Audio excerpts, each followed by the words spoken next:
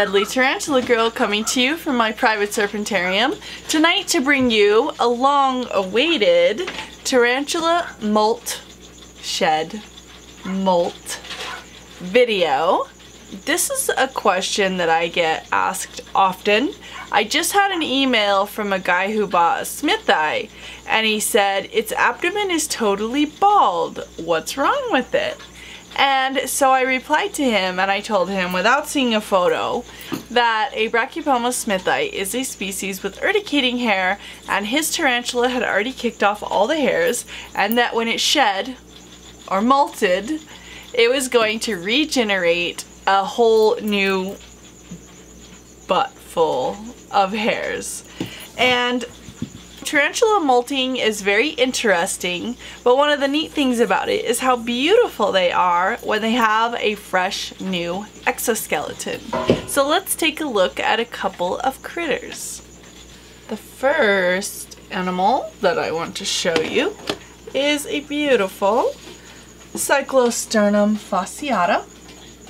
So here is part of the molt right here, and you can see this is the Cephalothorax. There is where the eyes were, and this shriveled up part is the top covering to the bottom part of the abdomen, and the molt does shrivel up quite a lot. The Cephalothorax is a little bonier. It's not technically bone, but that's what I would compare it to. And this molt is not super fresh. And so what you can do if you want to examine it for gender identification or other scientific inquiry is you can dampen it with a spray bottle. Otherwise it just kind of like dries up and disintegrates, and it will break apart when you try and move it. You can see I'm unfolding it here. And for a person who does not know what they're looking at, this pretty much looks like a tarantula. This is where the Cephalothorax was, and so this is the bottom part and this is the top part. Just kind of goes like a little lid on a tea kettle, sort of. Strange, I know. These are the holes where they pull all their legs out, and then the abdomen area actually shrivels up really small, and this area here, if I can get it opened up, is where the genitals of the tarantula are, and I will show you on a fresher one where the area you want to look at, some of you with a microscope, some of you with the naked eye, to try to identify the gender of your tarantula. Now, some species are sexually dimorphic, and you can tell the difference once they reach a certain age. If you're raising up small sibling slings, a lot of times the males will grow up faster. So let's say you're raising up 50 versicolor slings, and 15 of them are significantly larger and robust than the others, then you have a pretty good idea that those 15 large specimens are probably male and all the rest are female.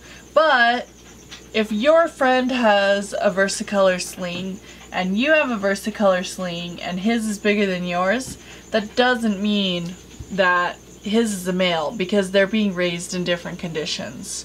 So if you have slings of the same genetic offspring that are being raised in the same conditions, looking here is where the epigastric fold is, and you can see these two little crescents that kind of look like lips, and that would indicate that this animal is female. A neat part about the molt is also the fangs, which may be difficult to see on camera. But some adult tarantulas are sexually dimorphic, meaning that you can obviously tell the difference. Like the males, adult males are skinny and leggy, and the females are thick and robust. But molt gender identification, I feel like, is a pretty sure deal.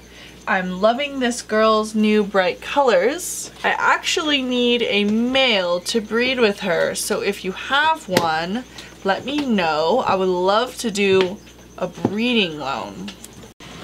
This is a lovely Chromatopelma cyanopubescens, and it's commonly known as the green bottle blue, and you might be able to tell why because of the lovely emerald, gold, and blue coloration that you can see quite beautifully in an animal that is freshly molted.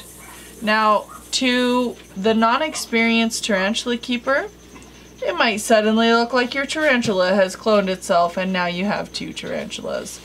But obviously, this is not a living specimen, simply the molted remains of your tarantula's exoskeleton. And isn't she lovely? One thing to note after your tarantula molts and before is they need a lot of extra moisture in order to successfully molt and to recover after the molting process. So this is a lovely Ceratogyrus darlingi, and she molted, and you can see, as does occur, she actually chewed up her molt pretty badly, which makes it impossible to identify the gender from the remains of the exuvium. One thing that I find really exciting when this species molts is that their beautiful horn, which you can see right there, grows larger each time. When they're very young, their horn is underdeveloped, and this is a horned baboon, and they have a literal horn on their cephalothorax, and that kind of makes it the unicorn of tarantulas, and what's neater than that? This is a wonderful Acanthoscurria geniculata, also known as the giant whitey, and she is getting quite large.